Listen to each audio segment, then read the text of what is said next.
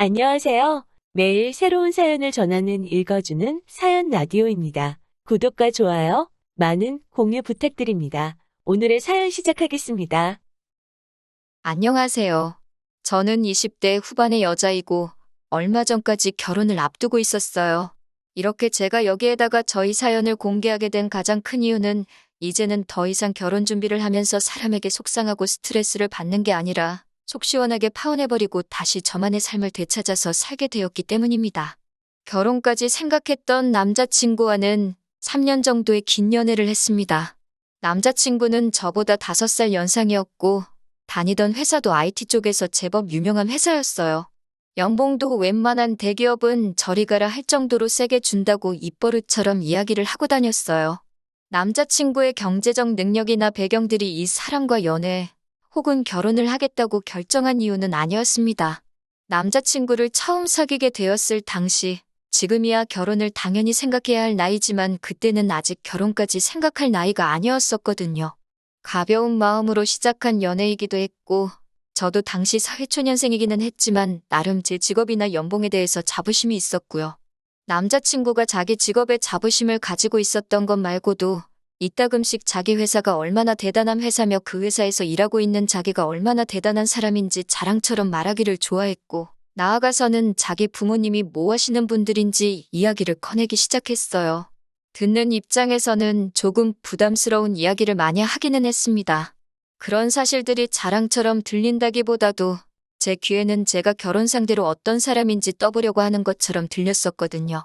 그래서 저는 그런 이야기는 나중에 우리가 정말 결혼을 하게 되면 이야기를 나누는 게 어떻겠냐며 딱 잘라 대답을 피해왔는데 남자친구는 아마 제가 대답을 피한 걸 가지고 저희 직장이 별로이거나 혹은 저희 부모님이 별 볼 일 없는 분들일 거라 판단을 했는가 봅니다.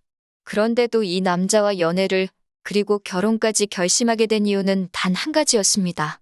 뜻이 잘 맞고 취미며 취향까지 비슷한 이 사람하고 하는 연애가 참 좋았거든요. 조금 능구렁이 같은 화법만 뺀다면 정말 좋은 사람이었습니다. 이미 제가 사는데 부족함이 없는데 이 사람이 얼마나 대단한 일을 하고 집안이 얼마나 좋은 건 전혀 신경을 쓰지 않았어요. 저는 현재 외국계 무역회사에서 일하고 있습니다.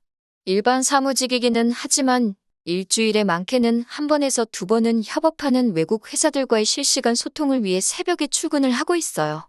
저 말고도 해외에 있는 회사들과 실시간 소통을 담당하는 같은 부서 사람들이 번갈아 가면서 출근을 하고 있고요. 처음에는 출근 시간이 뒤죽박죽인 게 적응하기가 참 힘들었는데 나름 일도 저와 잘 맞고 외국계 회사다 보니 새벽 출근한 날에는 급여가 2배 가까이 늘어납니다. 거기에다가 그렇게 새벽 출근을 한 다음 날에는 무조건 유급으로 하루 쉬는 날을 보장해주니 제 개인 시간을 활용하는 데도 유용하기도 하고 그렇게 새벽 근무를 나가면서 받는 연봉 또한 제 또래 누구와 비교해도 상당한 금액이기 때문에 굉장히 만족을 하면서 다니고 있었어요.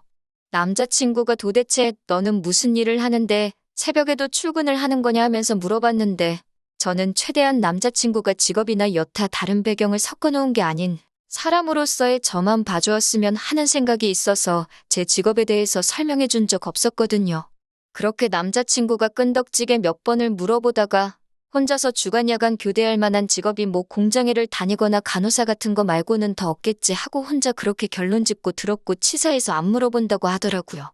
그런데 그렇게 혼자 결론을 지어버리고 얼마 뒤부터는 제 직업이 정확히 뭔지도 모르면서 너가 뭘 알겠냐 하는 식으로 제 의견을 찍어 누르는 듯한 태도를 몇 번 보인 적이 있는데 이제 와서 생각해보니 그게 다 가스라이팅이 아니었나 싶어요.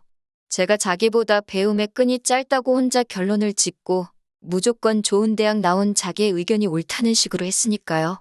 그때는 그런 부분을 크게 신경 쓰지 않기도 했고 어쨌든 취향 비슷하고 다른 일로 스트레스 받을 일 없게 만드는 남자친구와의 연애가 나쁘지는 않았습니다. 자기 감정에 솔직한 성격이기도 해서 다툼이 있어도 금방 오해를 풀고 해소하기도 했어요. 조금 제멋대로인 부분이 있기는 하지만 저도 남자친구에게 일부러 비밀로 하고 있던 부분들이 많았으니 그건 샘샘이라고 생각했고요.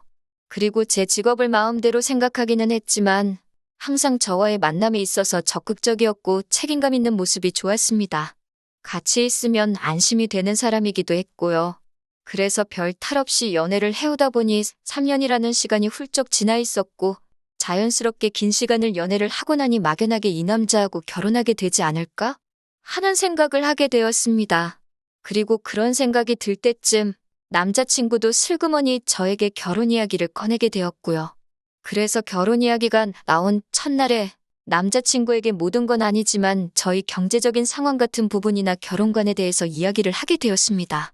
남자친구도 똑같이 자기가 어떤 상황인지 결혼에 대해 평소에 어떻게 생각해왔는지 이야기를 듣게 되었고요. 결혼을 하기 위해 모아놓은 돈은 아니지만 그래도 제 수중에는 1억이라는 저금이 있었습니다. 회사 연봉이 나쁜 편은 아니지만 그래도 쓸 거 다 쓰고 배울 거 다 배워가며 그만큼 모았다는 사실에 저는 어느 정도 자부심이 있었거든요.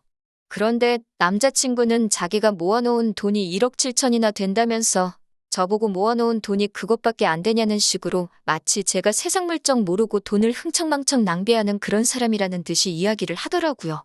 요즘 세상이 어느 때인데 남자가 결혼할 때 돈을 더 내는 문화도 사라지고 있는 추세라면서 저희 부모님에게 지원금을 받아 자기가 준비한 금액에서 맞추라는 듯이 이야기를 하더라고요. 솔직히 기분이 조금 언짢았습니다.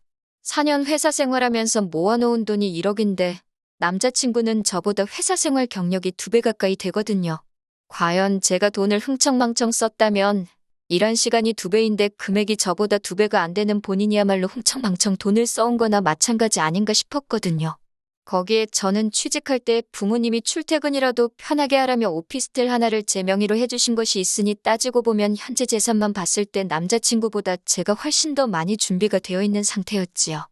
그런 부분에 대해서는 제가 말을 안 해줬으니 이런 식으로 나오는 남자친구의 반응이 무조건 잘못되었다 할 수 없는 상황이기는 했습니다.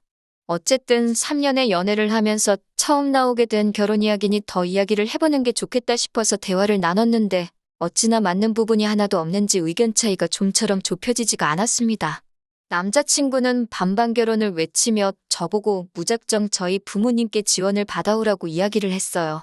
제가 말을 안 했다 뿐이지 제 명의로 된 오피스텔까지 가지고 있으니 저는 부모님께 한 푼도 지원받을 생각이 없었거든요. 그래서 저는 싫다고 거절했더니 남자친구는 그걸 또 자기 혼자서 마음대로 해석해서는 저희 부모님 형편이 안 좋은 상황이라고 받아들이더라고요.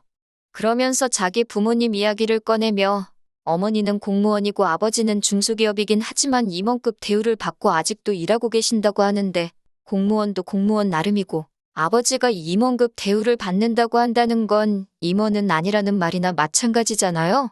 그런데 자기 집이 얼마나 안정적인 상황이고 그런 걸 이야기하면서 저희 부모님 노후 이야기를 꺼내기 시작했어요. 부동산 임대업으로 여기저기서 달마다 들어오는 세가 얼마인데 저는 세상에 처음으로 저희 부모님 노후 걱정해주는 사람을 처음 봤습니다. 남자친구가 이어서 꺼내는 말이 자기 부모님은 연금도 나올 거고 퇴직금도 상당하니 노후 걱정이 문제가 없을 거라 하는데 너희 부모님은 그게 아니지 않냐면서 어차피 나중에 우리가 어느 정도 생활비를 지원해드려야 하는 상황이면 결혼 전에 최대한 받을 수 있는 데까지 받아내는 게 좋겠다고 말하면서 자꾸 저희 부모님에게 자기가 모아놓은 만큼은 지원을 받아와야 한다고 말하더라고요. 이미 시작부터 기분이 나빠 있었는데 이어지는 이야기에 기분이 확 나빠져서 그러면 우리 부모님이 지원을 해주시는데 그래서 오빠가 모아놓은 돈보다 액수가 많아지면 오빠도 오빠 부모님한테 그 모자란 만큼을 지원받아 올 거냐고 한마디 했습니다.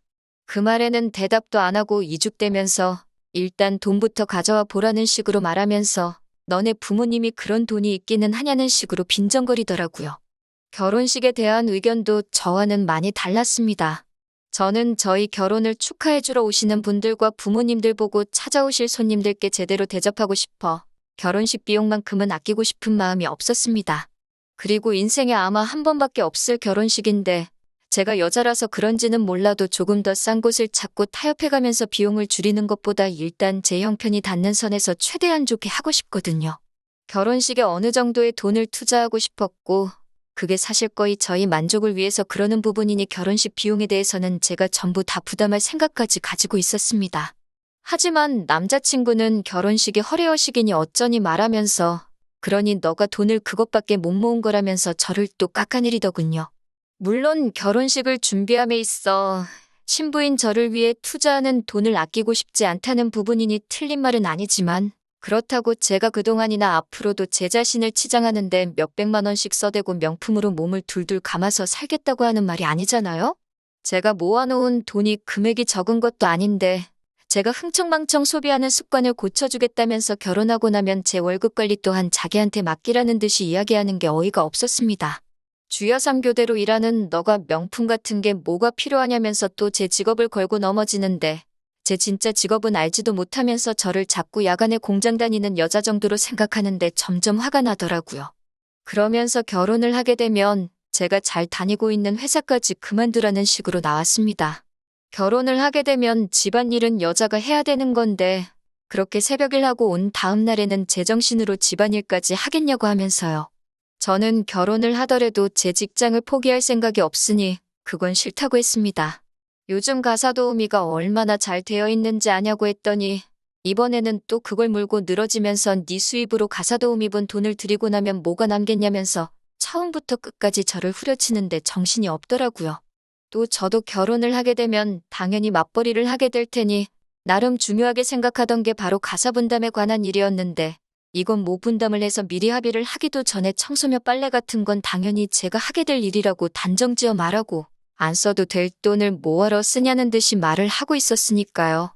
이제 더 길게 이야기할 필요도 없다는 생각이 들기 시작했습니다.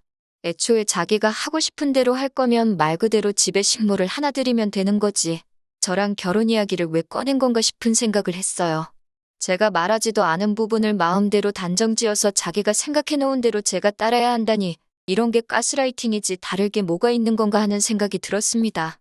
남자친구와 연애가 나쁜 건 아니지만 결혼을 하게 되면 제 직장부터 그 외에 제가 휴무날 누리고 있는 저희 개인적인 시간까지 전부 다 반납해버려야 하는 상황이니까요. 1절도 모자라서 2절에 3절까지 하고 있는 남자친구 말을 중간에 끊어버리고 이제 그만 이야기하라고 한마디 했습니다. 그렇게 결혼하면 내가 지금 혼자 사는 것보다 더 삶의 질이 떨어지는 건데 제가 미쳤다고 그 길을 선택하겠냐고 툭 쏘아붙였어요.